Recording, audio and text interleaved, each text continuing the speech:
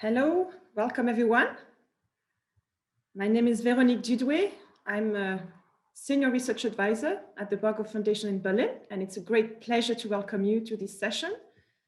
As I can see that registered participants are still coming in, and I suggest we play a short video teaser which we had prepared for this session, and then we'll reconvene.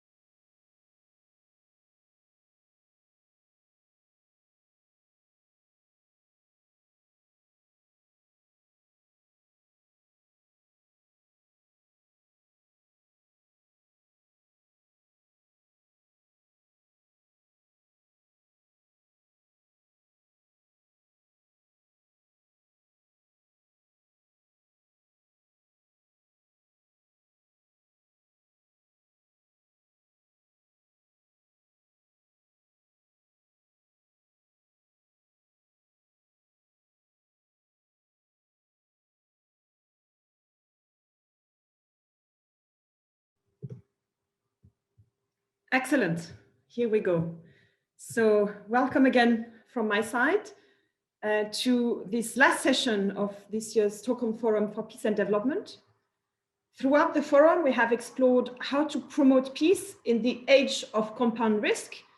We've been looking at dynamics of different types of risks or threats and how to address them collectively. The teaser video, which you just saw, takes as a starting point the horrendous attack against a school teacher in France in the autumn of 2020 and the ripple effects that it created on the international stage, feeding into the echo chambers of extremists on the far right, as well as among Islamist groups. In this session, we will not discuss this particular event, but we wanted to highlight it as an illustration or as a background for our conversation. In this session, we will focus on the threat of radicalization and violent extremism, looking at how extremist narratives and ideologies amplify one another, feed polarization and hatred, and get translated into violent acts. But also, we will focus on collective responses to these threats, with a particular focus on building resilient societies. We will do so by zooming in and out from the transnational level, so looking at dynamics across Europe, the Western Balkans, and the Middle East, to the local level, or what we call the meso level, of looking at community leaders, local activists, and intra-community dynamics, while not forgetting to also reflect on the role of the state and national actors at the macro level. So we'll examine how these dynamics of reciprocal extremism and resilience building are shaped both online and offline. The duality of identifying the factors that contribute to violent extremism, but also the options to strengthen resilience by preventing or transforming dynamics of violent extremism, lies at the heart of the PAVE project. Sorry, on this side. So PAVE stands for Preventing and Addressing Violent Extremism Through Community Resilience. And it's an EU Horizon 2020 funded project which investigates among 13 different partner organizations what roles communities play in shaping processes of violent extremism, as well as factors of resilience.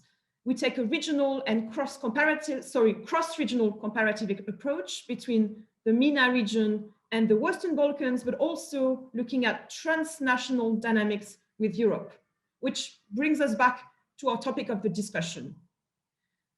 we are aware that the concepts and terminology of violent extremism and resilience are not uncontested, and we are also interested in interrogating them and reviewing them critically, as was done yesterday, for instance, during the very insightful panel on resilience and its added value for peace building. So the PAVE project is bringing us together as a panel, but the conversation will be based on broader experiences and research insights by the panelists, since we only just started our fieldwork and we don't have much findings to share yet. But I also want to stress that we intend this session to be an interactive exchange among all participants. So I would encourage everyone to come in and to comment and to react to what you hear. And I hope for a lively debate. So as a brief technical reminder to all participants, please mute your microphone when you're not participating actively. You are very welcome to comment and to ask questions in the chat, or to raise your hand with a hand raise function. And I might invite those who write comments to come on camera to voice your comments orally if you wish to do so. Before we start the conversation, we would like to run a quick survey to better understand who is in the audience. So I will ask our technical assistant to run the survey. Here we are. So it's asking you to answer this question: which fields do you primarily operate in? Is it, are you from academia? Are you more from practice, from a training perspective, or are you coming in from a policy perspective? And I realized we should have added the all of the above category. I guess all of us, or many of us, are coming in with different hats, but let's see in any case what you primarily identify as. Maybe we could already look at the results. Are we seeing the results? Sorry. Now you're seeing the results, yes. Okay, perfect. So, right, so we have a slight majority of academics, but also policy, practice, and training. Great, that's a great mix. Perfect. So, okay, I think we will now turn to the moderated conversation, and I'll introduce our panelists in turn as I turn to them. And we will start first talking about the problem that we are facing and focusing on transnational and reciprocal patterns of radicalization. And I will start by turning to Dr. Triantafylos Karatrantos Akis for the non-Greeks among us. So great to see you, Akis. So you are an international relations, European security and new threats expert. You are also a senior advisor on radicalization, organized crime, and terrorism research and prevention policies at the Center for Security Studies, and a postdoc researcher on polarization and prevention of radicalization and violent extremism at the University of Athens. So you also work for Eliamep, which is the Greek think tank, which is a partner of the PAVE consortium, where you focus on transnational dynamics between Europe, Western Balkans, and the MENA region, as well as conducting fieldwork in Macedonia. So great to have you with us. And Akis, my question to you will be the following. What can you tell us about how terror attacks in Europe, like the one we have highlighted in the short teaser, reverberate across societies, and what is their impact on transnational dynamics in the broader European neighborhood? Thank you very much, Veronique. Thank you very much for the introduction, for the questions, and for the collaboration within the PAVE project. As you said exactly in your introduction, we don't want to discuss just one attack or a case study, but to zoom in the external dynamics on what we call the transnational, trans-regional dynamics of violent extremism, not only limited to Islamist violent extremism, but also other forms of violent extremism, and mainly the far-right extremism, which is complex actually, especially in the case of Europe, under the framework of cumulative extremism or reciprocal radicalization. I believe that the attack of October 2020 in France is actually one ideal case study, because it highlights also the interaction not only of the attack per se, so we are used to identify transregional dynamics in its attack, because it is mobilized, it is producing different reactions, different sentiments, different perceptions outside of the affected country or the affected region. But also here, in the case of this attack, the attack against and the assassination of Professor Paty, we can identify the dynamics that are fueled via the interaction between states, not only the affected state, as here we have the case of France. So we have the policy response or the official discourse of the state. So we have, first of all, the attack, and on the other side, which is a very important pillar, it is the responses, and especially the policy responses, the public discourse that is producing transnational dynamics. But also we have the role of foreign states, so states that are not actually part of this attack per se, but they are intervening within this terrain, within the public discourse terrain, producing their own footprint of complexity with this version. So taking this as an example, I will describe not actual a line. This is not a linear process that have clear stages, but we can identify some stages, how those dynamics are coming in front of us in those cases. First of all, we have the attack, and then we have a response. So we have a bipolar situation in this version. So we have sometimes some kinds of grievances, different grievances within the states as the outcome of the attack within the communities.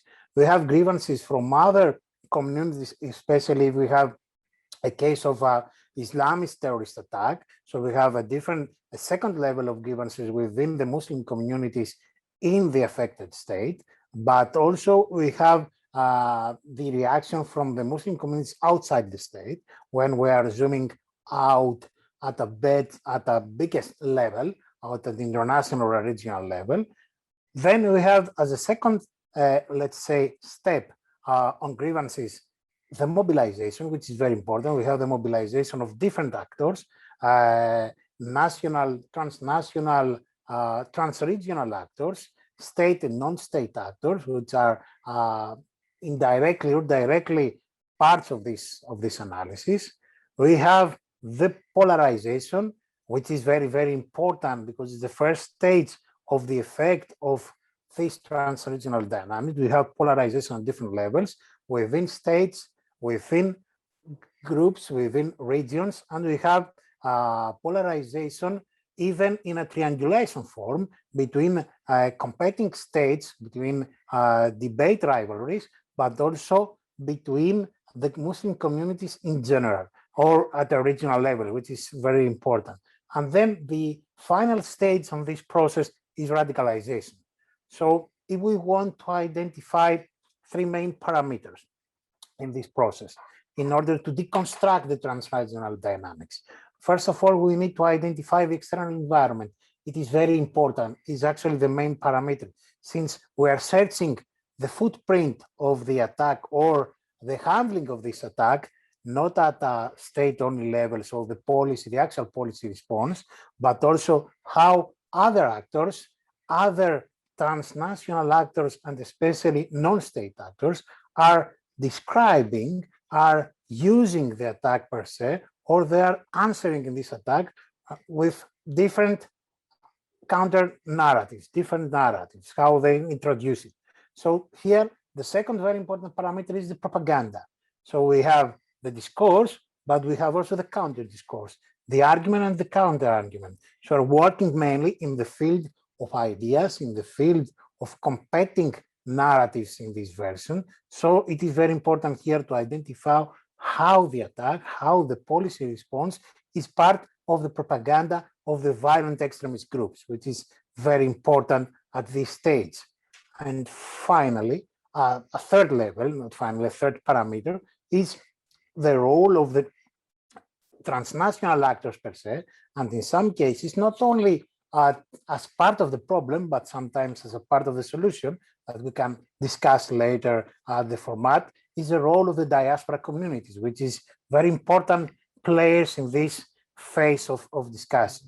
So we can say that Islamist extremism especially, and violent extremism in general, has important transnational and trans-regional dynamics. It's not only the case of different nationalities, but it's also the case of regions. Sometimes we can identify this competition, this mobilization, and sometimes radicalization between regions, which is very important in order, as we did in PAVE, we want to understand and to deconstruct the spectrum of the neighborhood regions where we can see the form of violent extremism as it's seen in the Western Balkans or in the MENA region, and how this is working as a triangle relationship with Europe and the EU member states. Secondly, we need to identify the actors, violent organizations, different types of organizations. We have social movements, activist movements that are very important players in this discussion. And of course, we have the states as part of the attack, but also states as part of the outside version, of the outside environment.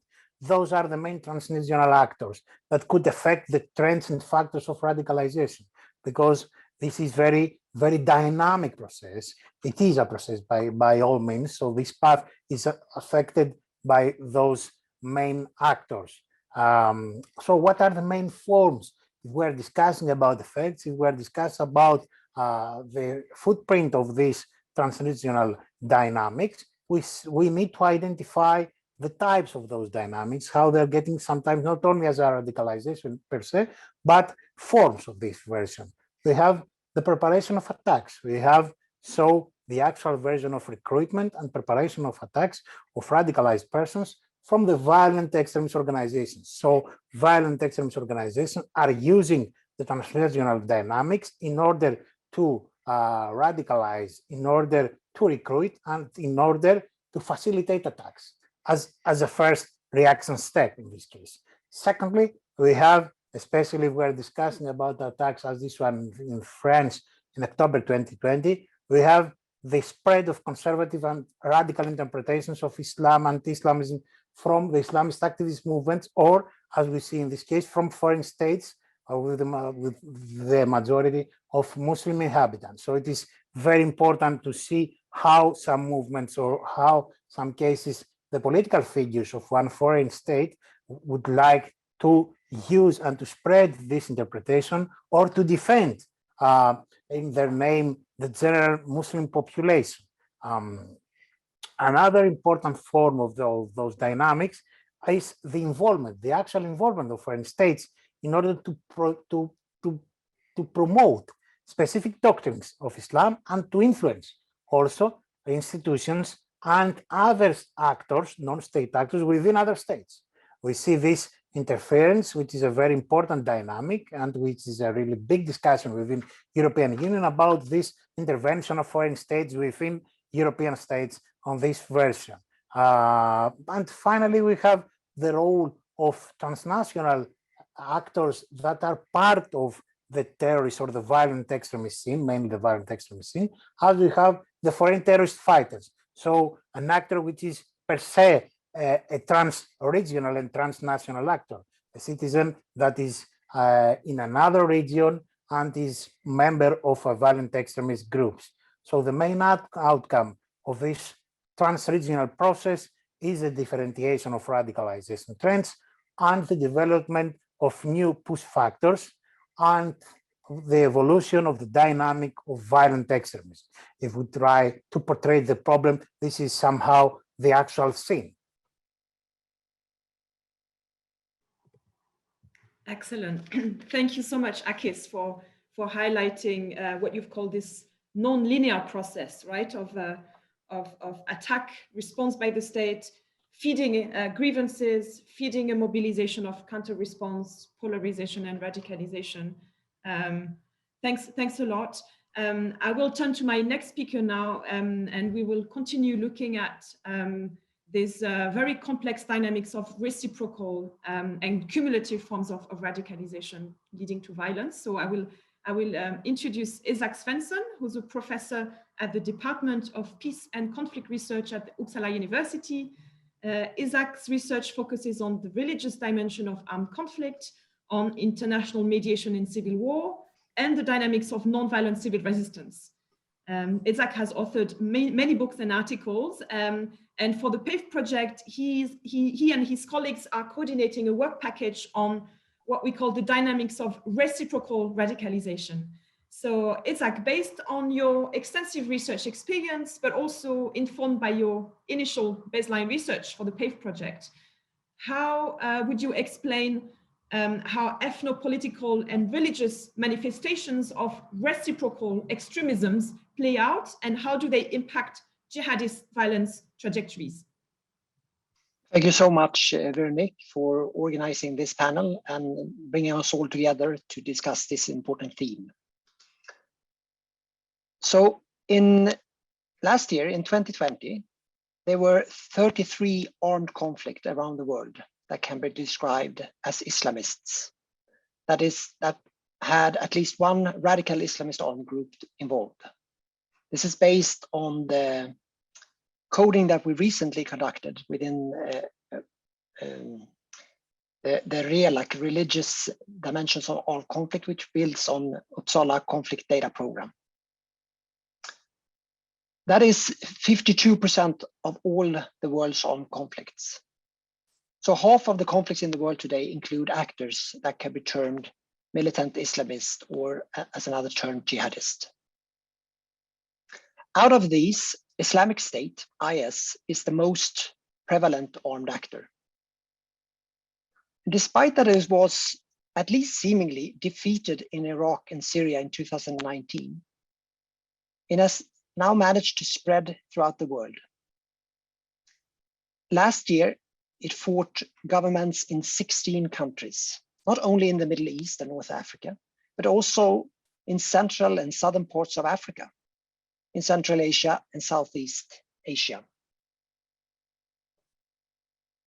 The jihadist movement, that is IS, Al-Qaeda, along with affiliated and networked groups of armed actors, is a transnational movement, unlike anything we have witnessed since the revolutionary wave in the 60s and 70s, then with Marxist and socialist revolutionary groups spreading across different conflict theaters. One striking feature of IS lies in its fierce anti-Shia ideology. Its extreme religious ideology taps into and reinforces identity cleavages within the Muslim community. IS has been fighting against governments in 22 countries throughout its history. Currently, as I said, it's active on 16 different fronts. But it's only in 2 out of these 22 countries that it has managed to build up most of its capacity and establish the most visible and potent form of its state formation ambitions. And that has been in Iraq and in Syria. And in these conflicts, IS was able to take advantage of a growing sectarianism in the 2 countries. Contentious identity politics of al-Maliki in Iraq and Assad in Syria, which was a way for them to deflect demands for political change within their countries and consolidate their grip on power, contributed to polarization along sectarian identity lines. And this helps to explain why IS could establish itself so firmly in these 2 countries. And the regional great powers of Middle East, Saudi Arabia and Iran, have since 1979 fought over their geopolitical influence in the region and have used what can be called sectarianization as a deliberate strategy to advance their goals, especially in and after the Arab Spring of 2011. And IS was able to capitalize on these sectarian emotions and polarizations, and could label itself as a Sunni empowerment movement. Of course, jihadism cannot only be seen as a result of sectarianism, but did all it could to further spread it. It was, for example, IS predecessor, ISIS in Iraq, that helped to trigger the Shia-Sunni communal violence, which was unleashed after the American-led military invasion of Iraq in 2003. So sectarianism and jihadism go hand in hand. And this is one example of what we in the PAVE project describe as reciprocal radicalization. Julia Ebner, in her book, The Rage from 2017, wrote like this: because victimization and demonization work well together, extremists are in a mutually beneficial relationship. To tell a coherent story, the victim needs a perpetrator as much as the perpetrator needs a victim. In extremism, this leads to an effect called reciprocal radicalization. Reciprocal radicalization, or cumulative extremism, are terms that are used to define situations where different forms of extremism feed into and react to each other.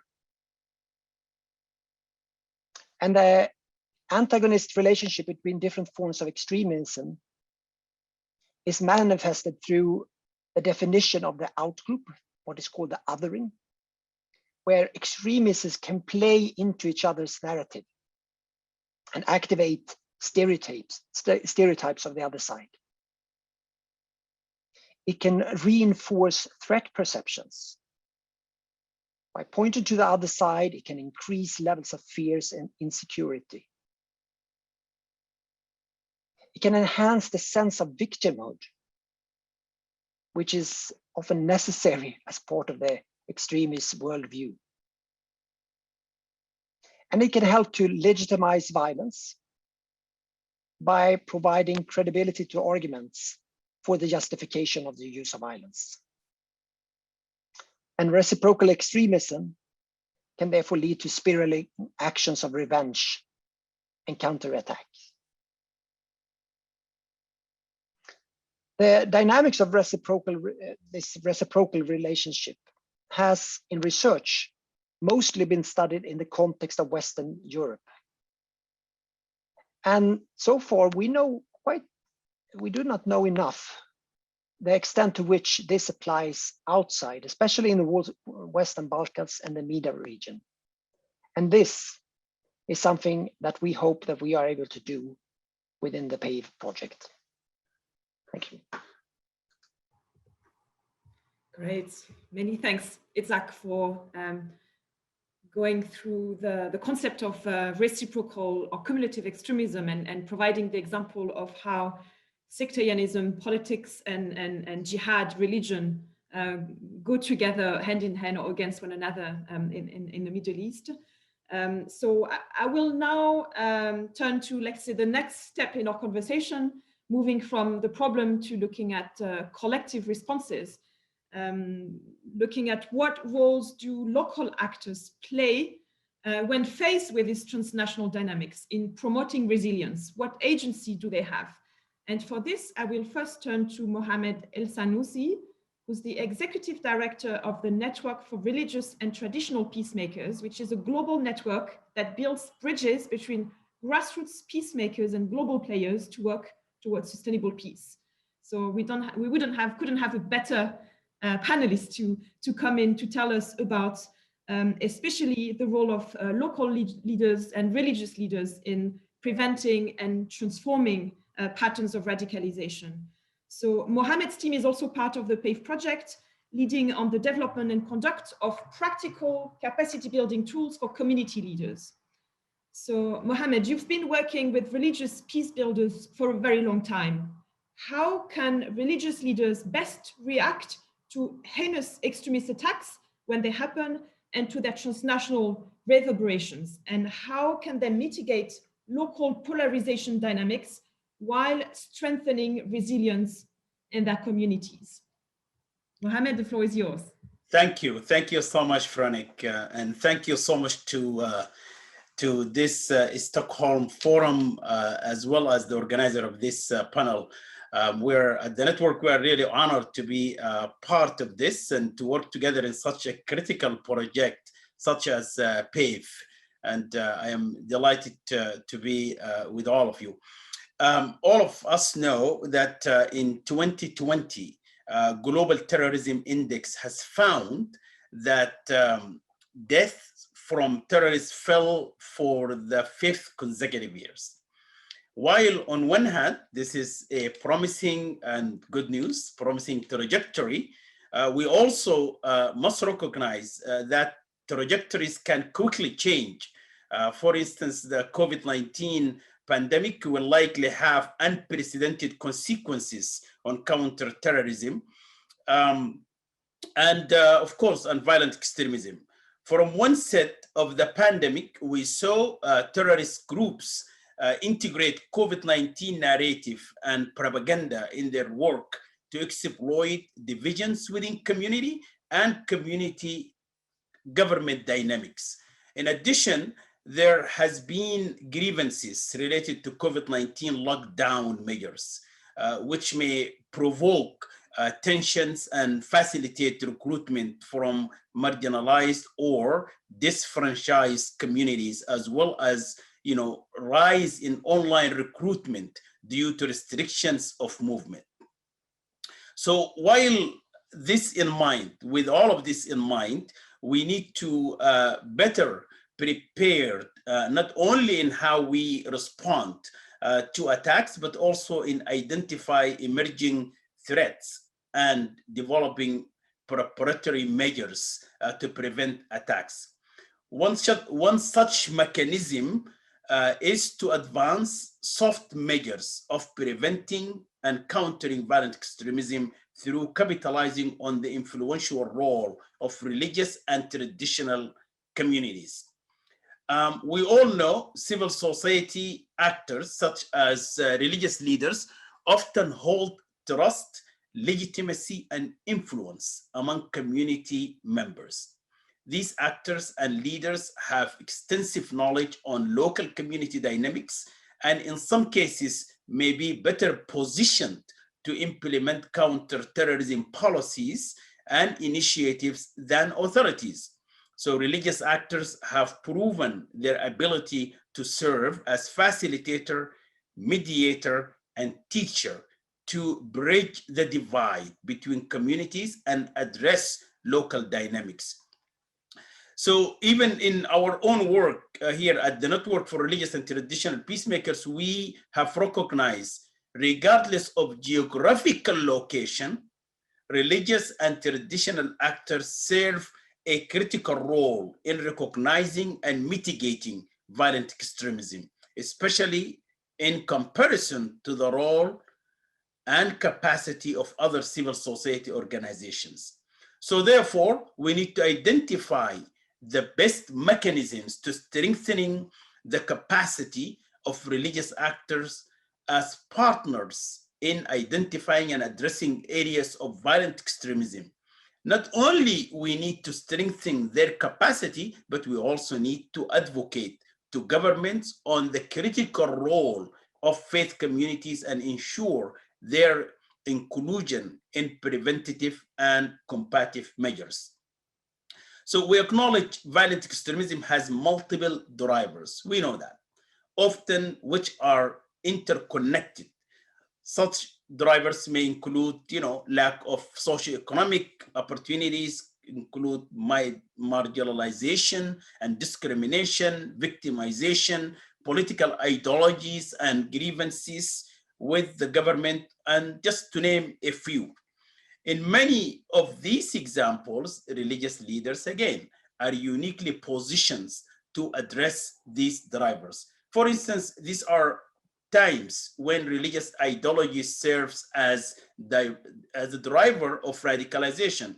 Religious leaders are better situated to recognize when theology is interpreted in a harmful manner and can provide a counter narrative based on theology. So they have ability to refute and dismantle the religious and ideological elements influencing religiously motivated extremist narrative through the use of religious text and partnering with other religious leaders. So here I want to touch upon safe space and the importance of safe space and contextual theology.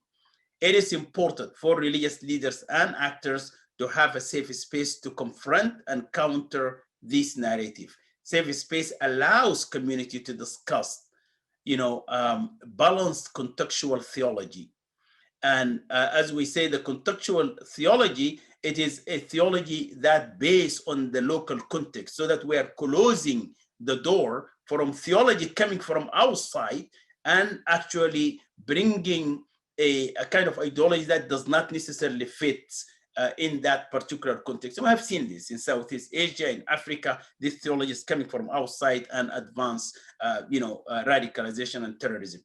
Houses of worship also play a major role here. We know that they are not, they're not kind of the soul right now. They're not even, playing a major role in recruitment. The recruitment now happening online and otherwise, but still they have a role.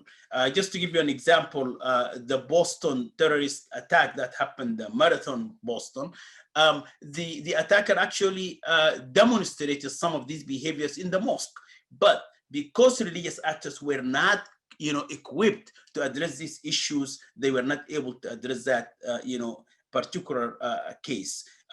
Otherwise, we would have prevented these kind of attacks. I just want to touch quickly on the, transnationalism, and violent extremism is a global threat. We know no boundaries. We know nationality or religion doesn't know that. It has, increasingly become transnational and, decentralized. Easily accessible methods of transnational communities and mobilization have heightened awareness, the spread of ideologies around the world. So for instance, while a terrorist attack happened in one location, its action, reverberates, as we all know, and we just heard it from our colleagues here. But in conclusion, here, I would like to say that we have a long road ahead to increase the role of religious and traditional leaders. We can reflect on how far we have come. In the past decades, government and multilateral institutions have increasingly recognized the critical role of religious and traditional actors in supporting sustainable peace. For instance, the United Nations recently developed a number of, action plans to address these issues. But finally, I just want to emphasize that the dialogue between authorities and religious actors, and particularly the role of youth, is quite critical. In our own work in Finland, in our Reach Out project, we saw that. We saw when the Minister of Foreign Affairs of Finland discussed with the youth, Muslim youth in Finland, that will address issues of grievances and opinions of foreign policy. And at the end, I have to say that we need to take a whole of society approach, that we will be able to collectively come together and utilize innovative mechanisms such as religious actors to support sustainable peace. Thank you. Very good. Thank you, Mohammed, for giving us some concrete programming and policy options for tackling the threat of the transnational threat of violent extremism through religious leaders and other actors. I would love to ask you more about how you think the capacities of those actors can be strengthened, but maybe we can keep that for the discussion time a bit later. Also, thanks for bringing in COVID as an element. Maybe we also come back to that in the discussion time. I will now turn to our next and last panelist, Toita Avni Metai, who's a researcher at the Kosovo Center for Security Studies, where she focuses on topics of preventing and countering violent extremism, gender mainstreaming in the security sector, and the intersection between technology and security. KCSS is also a partner in the PAVE project, looking in particular at the interplay of online and offline patterns of radicalization and prevention. So Tota, it's great to have you here. And my question to you would be, in the search for sustainable ways to address the violent extremism threat, what role do community members play, and in particular women and youth, in building resilience, both online and offline? Also including, I think you wanted to touch on their roles in efforts to rehabilitate and reintegrate foreign fighters who've been involved in violent extremist organizations, since I understand your organization is also working on this topic. Thank you very much, Vero, and it's a pleasure to join you all today. So we've seen that, especially in the last 2 decades, in efforts to address violent extremism, counterterrorism efforts spearheaded by law enforcement and security institutions have been quite center stage, but we've soon understood that not only, of course, they are necessary, but they are not sufficient in addressing the threat of violent extremism in the long run.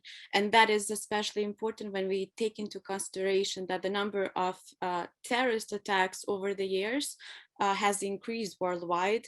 We've also seen emerging trends across the ideological spectrum of extremism, as was discussed even before. So the rise of such movements such as far-right movements. And as well, we have the issue of dealing with individuals who were part of extremist groups such as so-called Islamic State in Syria and Iraq. And just to as a reminder, foreign fighters, so one aspect of this threat, who were part of these extremist groups in the foreign conflict zones, originated from over 90 countries, which just goes to say to say something about the massive scope, the scale and scope of the threat that needs to be managed. So what should governments do in this case? What is the role of civil society and these different actors in dealing with this immense challenge? So when we talk about sustainable ways in addressing violent extremism in general, and then the zeroing into the role of specific actors, there are a few things to keep in mind. So first of all, it's very important to engage a broad array of actors, because we know that just as there is a myriad of factors that drive violent extremism, we also know that to address it, we must involve these diverse actors. So it means bringing together policymakers, NGO representatives, but also affected communities by violent extremism. We need to focus on building effective partnership, not only and avoid equating, for example, the actions of a fringe group of people with an entire race or religion, or because this is only how we alienate further these various groups in society. Just as important it is to obtain a granular understanding of what is making communities more vulnerable and what are some of the points of resilience that can be leveraged to, again, have this more sustainable approach to prevention. And in addition to prosecution, we need to focus more on rehabilitation and reintegration efforts, because we know, even though it's not an easy process, it remains one of the most sustainable approaches to address the threat long term. When it comes to reintegration, rehabilitation, we have to mention that sometimes it's not an easy approach to pursue, especially for political leadership, because sometimes the public it does not support, because there's this bias, or there's this lack of information about, maybe just putting them to prison it's enough. But we know from research, we know what the data tell us, that putting these individuals to prison is just only maybe sometimes the first step, but of course it's not enough. And if we want to have these individuals as productive members in society sometime in the future, we need to invest more in these rehabilitation, reintegration programs. This applies also to policies such as repatriation as well. And we've seen EU reluctance to repatriate individuals from the foreign conflict zones. And finally, it's important to learn as we go. So to learn what is working and what is not working. So this means that we need to pay more attention on monitoring and evaluating prevention and resilience building programs. And to your point on the role, specifically to the role of women and youth, certainly women and youth have to be more included if we want, again, to strengthen this more sustainable approach to building resilience and to preventing violent extremism. However, unfortunately, we're seeing across different contexts, we're seeing that women and youth tend to still be marginalized from policymaking processes without full and meaningful participation in these key processes. What is more, their role is often not well understood and even neglected. And in addition, discussions around the roles of women and youth, especially women, I would say, are often laced with broad generalizations, stereotypes, and prejudices about what they can or cannot do when it comes to their engagement around violent extremism issues, and not only just as victims, but also as perpetrators. So even though I have to emphasize that women and youth are often the first ones to be affected by violent extremism. So in many cases, women and youth are the first one to notice when certain extremist currents have penetrated a community, because maybe through their work, through different organizations, through their activism, they are faced with backlash or pushback by extremist individuals or groups. And so it's very important to strengthen the role of women and youth within the community so that they can challenge and prevent these extremist currents from taking a foothold in the community. And around this discussion, I would also like to point out that when we talk about women, there's also this tendency to view women as a unified bloc. However, women are not a unified bloc. They present a diverse group of individuals based on factors such as ethnicity, maybe economic status, geography. So whenever we talk about women or their meaningful participation in these processes, we have to always keep in mind, who are those women? Are we including everyone? Are we just including a certain group of women and neglecting others? So if we have inclusiveness as a guiding principle, we need to have these other factors in mind as well. And so we've seen the role of women and youth being recognized increasingly. We have, of course, the UN Security Council Resolution 1325 on women, peace and security, and also Resolution 2250 on youth, peace and security. But again, we're still building knowledge and learning to apply this knowledge. Through PAVE, we are very excited that we have a chance to look at these issues in more depth.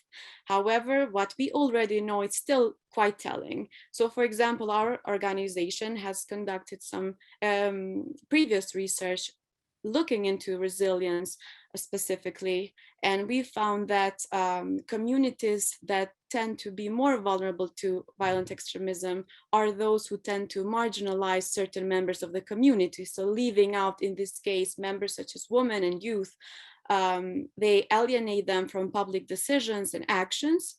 And there's also, in these vulnerable communities, there's also a reduced space for civic activism.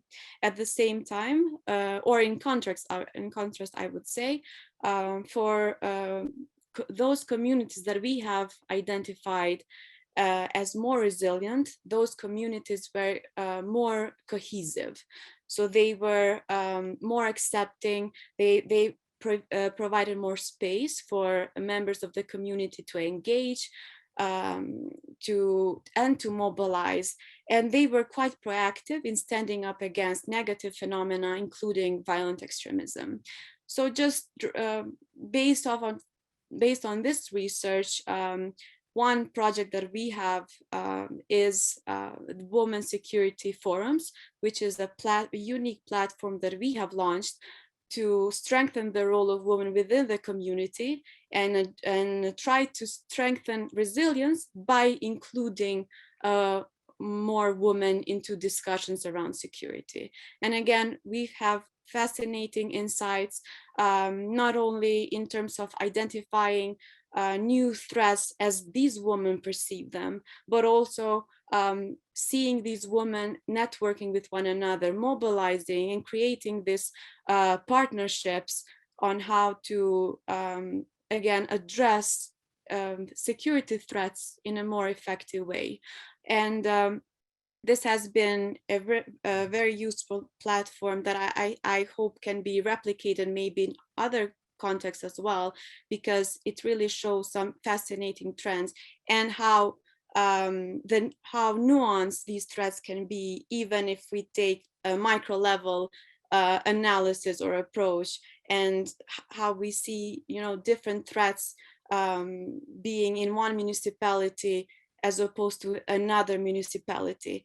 And it just goes to show that if we want to have effective policy making in the security field, policymakers really need to be engaged with these affected communities and actors. Excellent. Many thanks, Tota, for pointing at what sustainable responses might mean. So who should be involved, how to involve them, what makes community resilient, and giving the example of the Women's Security Forum. You've mentioned civic activism as an important element of resilience. So before going into the broader discussion with the audience, I would love to first give a chance for Itzhak to come back with us to tell us a bit more about some of the research you have conducted, looking at how resilience can also actually happen through active resistance by communities to the phenomenon of violent extremism. Thank you, Veronique. I think this question is really important because when we talk about resilience, sometimes it can sound a bit passive and just adaptive sort of sense. But one important element of resilience is resistance. And in my research, I've focused quite some bit now on civil resistance actions taken by civilians, individuals and groups and communities against jihadist armed groups, especially groups that are setting up state formation, engaging in state formation projects. And just to give a small example of this, we conducted a survey in Mosul, the first survey that was conducted after the end of ISIS occupation of the city.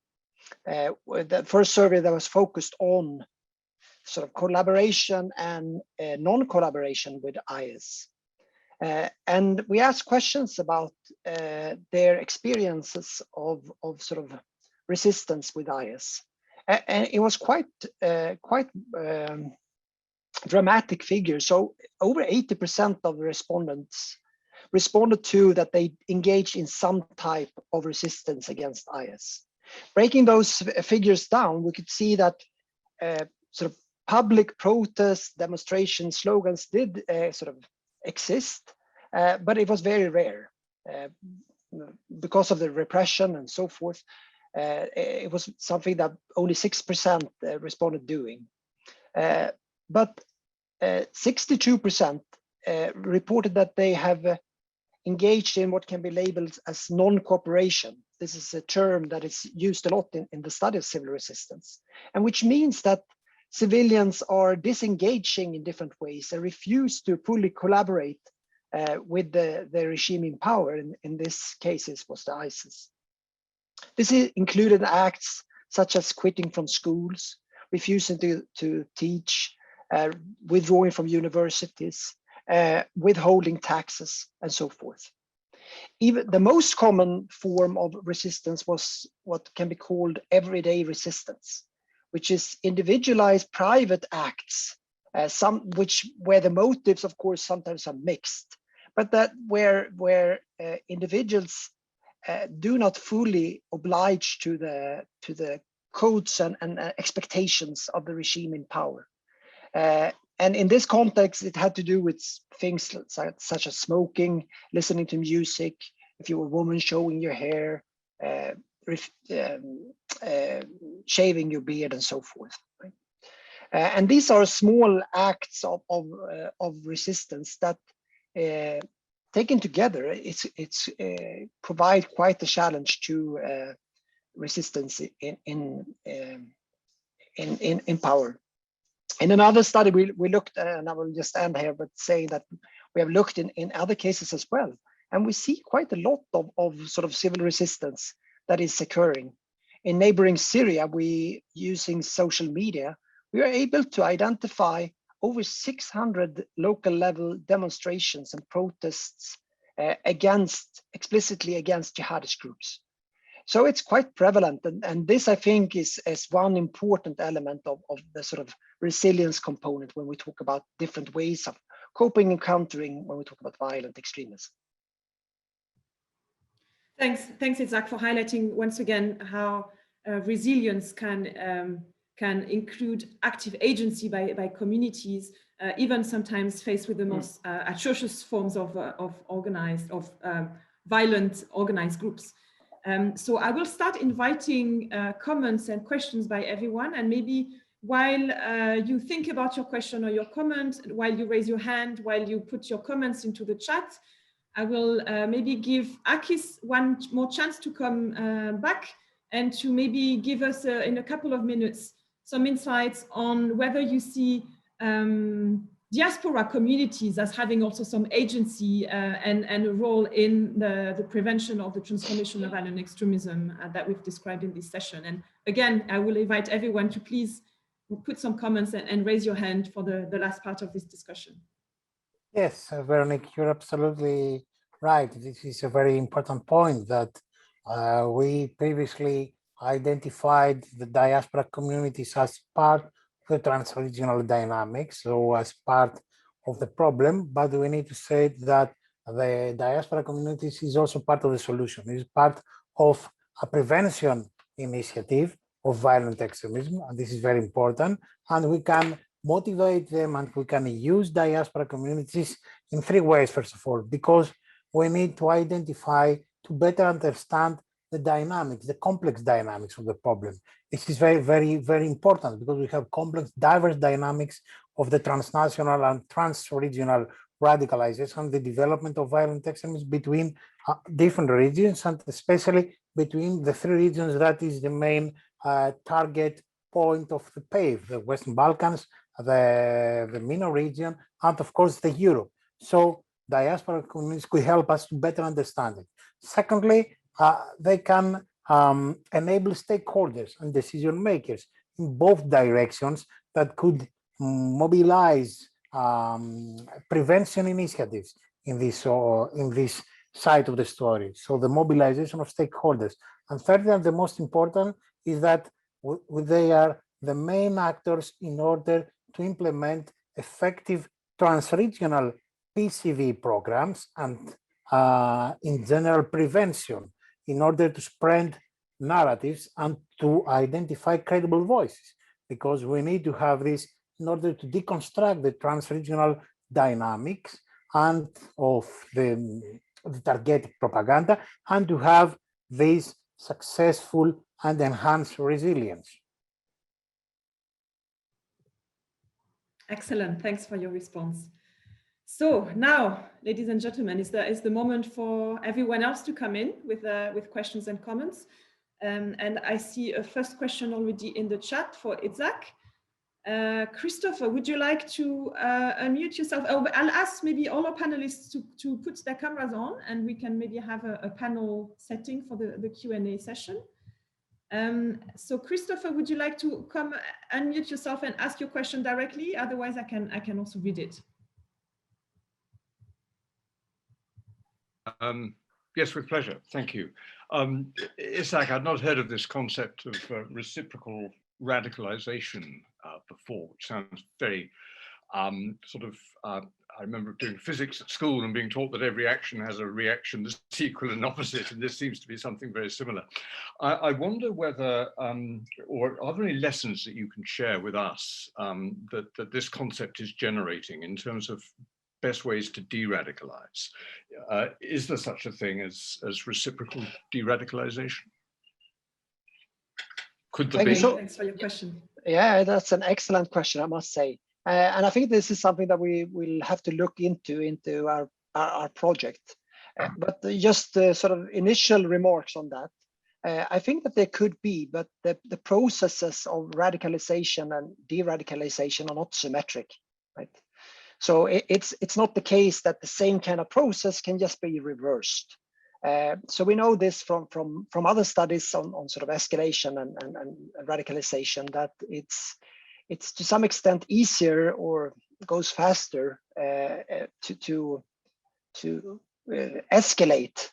Once at that level, to get out of there is much more difficult. So definitely, I think that there is a reciprocal element also in the de-escalation phase. But we see that sort of enemy images tend to linger, even though the original enemy sort of structure may have vanished or disappeared. So yes, I think this is an excellent question and something we look into. But I also think that there are challenges in terms of the symmetry of these two processes. Thank you so much. Thank you. Excellent. Thanks, Christopher. Can I jump in quickly yes, here? Yes, please, Mohammed, come in. Yeah, thank you. And very just delighted to see my friend, Chris Ryder here asking critical questions. So you look great, Chris. Nice to see you. Yeah, so there is another dimension I want to add here. And that is, we have seen when there is a prosecution of religious minorities in the Muslim majority communities, that reciprocate negatively to discrimination and hate crimes against diaspora communities in the West. When that happened in the West, that again reflect negatively by terrorist groups as well. So ISIS in Iraq and Syria say, okay, that is the way you treat the Muslim communities in the West, then we will, commit terrorist act in some of these areas. So definitely there is that, reciprocity and reciprocal kind of impact that we really need to research and look into it even further, not only within terrorist groups and diaspora communities and all of that, but the whole society in reflection on this as well when this happens. Indeed, thanks for the addition, Mohammed. I'm going to invite Ian Anthony, who's raised his hand. Would you like to come in?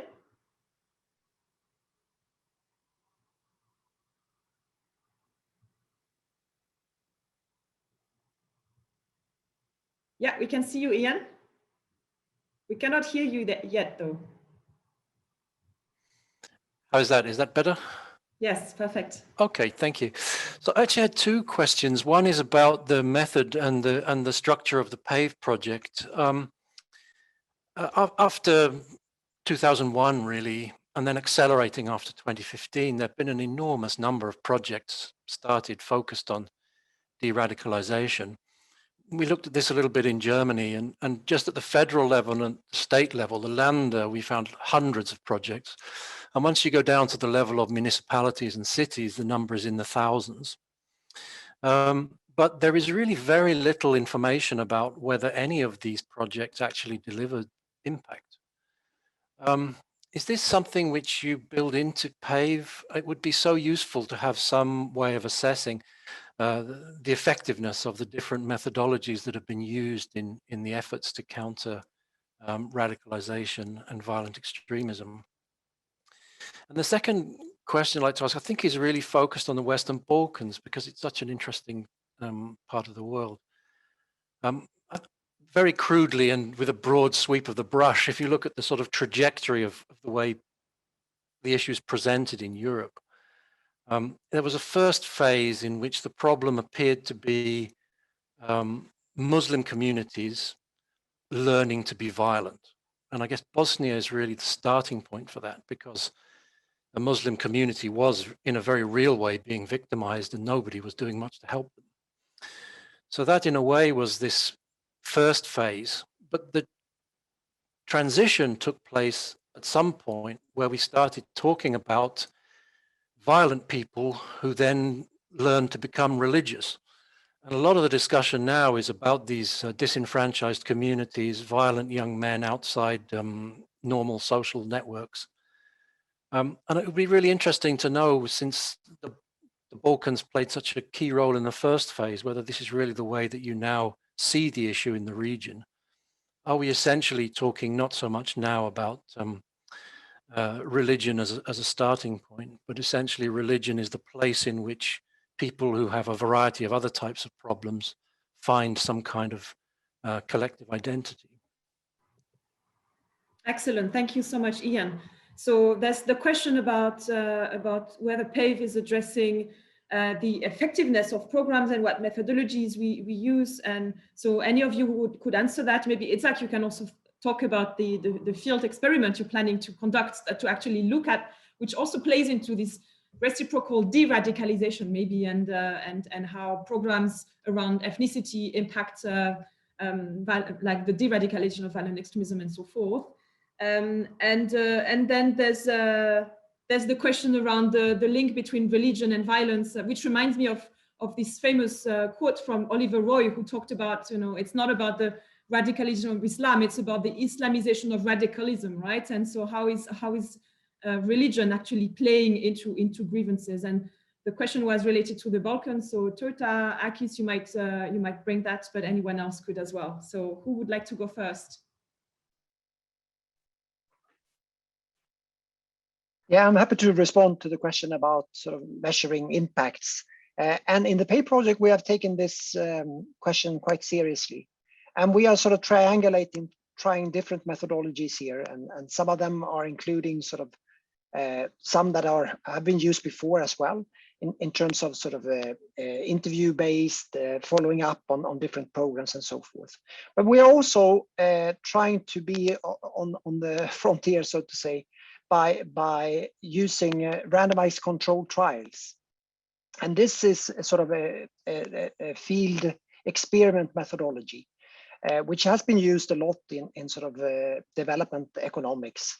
And it's gradually moving into some sort of approaches in the study of sort of peace building approaches. But it's very, very rarely been done in the context where we study here. So we are looking into a program in Iraq, where they have a intervention in terms of a radio that is broadcasting messages of tolerance, and was the first one that was established after the end of ISIS occupation of Mosul. And we don't know whether this will unfold the way we hope. We are in the midst of this, and there are many obstacles and logistical and other also ethical challenges. But we hope that will be one way to more credibly get at the sort of impact assessment in a new way, which I do agree with you that it's something that definitely is something that is understudied, and that is problematic that we don't know the effect really. Thank you so much. Great question. Thanks, Itzhak. Who would like to either add to this one or to comment on the second question? So I can maybe comment on the Western Balkans part. So I would say that if we look at the trends of radicalization across Western Balkan country, although as a region, there may be some specifics characterizing the region, but still case by case, the countries have, again, different factors influencing radicalization.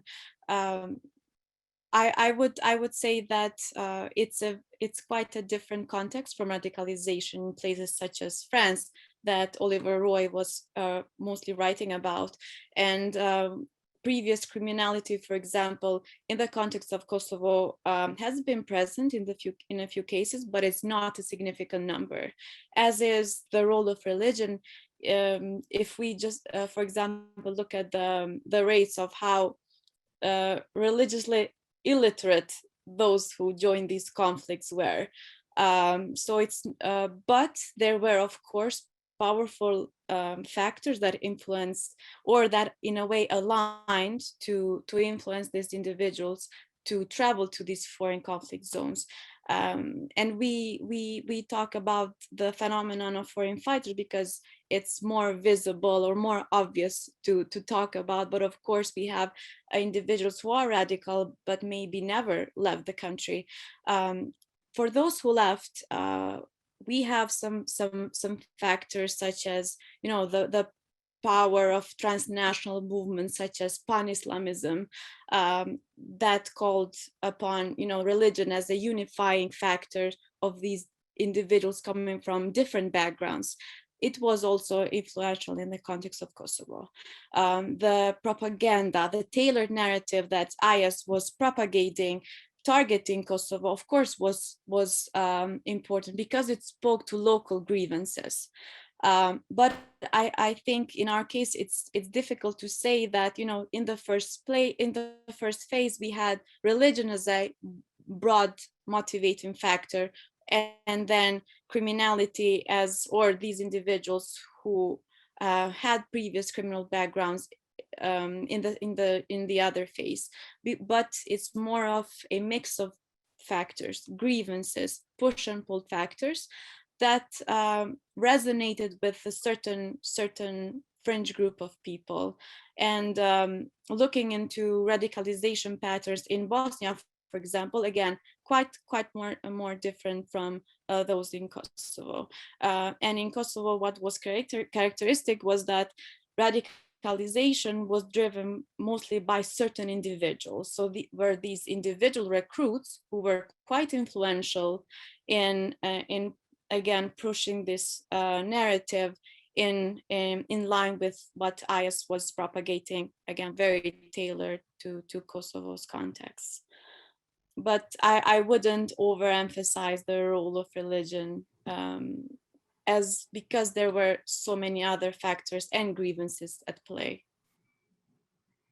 Thank you so much. So we have 2 minutes left. So I will ask first Akis and then Mohammed if they want to give us each a 1 minute final comment, either on the added value of PAVE or on the role of religion in this dynamics, or any other final words you'd like to make. Maybe Akis first?